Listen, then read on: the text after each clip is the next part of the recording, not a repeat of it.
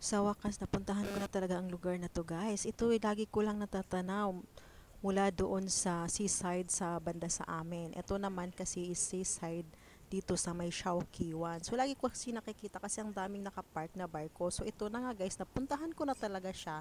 Yun nga lang gabi. Diba rin next time, babalikan ko to ng may araw nang makita natin kung gaano kaganda yung view. So trivia muna tayo. Kaya pala maraming parking nakastay dito na mga barko, sea boat, or I mean bangka na pangingisda.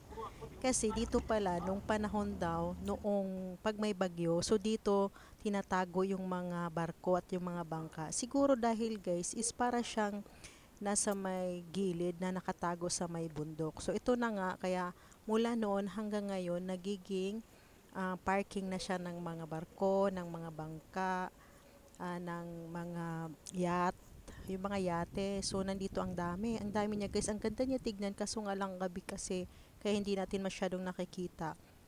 Babalikan ko to pag may araw. So, ito na nga yan. Tignan nyo, guys. Nakapark na sila. Pag sa araw, yan yun silang mga naglalawig dyan sa karagatan. Dyan na nakikita. Pinapakita ko sa inyo sa mga naunang video. So, yan ang ganda, guys. Tingnan nyo pati yung building. Napakaganda. Ito siya is connection doon sa seaside banda sa amin. So ito na nga, kaya nilakad ko at tiningnan ko kung anong meron dito.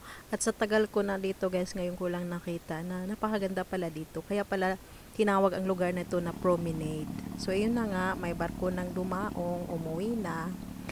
At yun lang, guys. Thank you for watching. Bye-bye!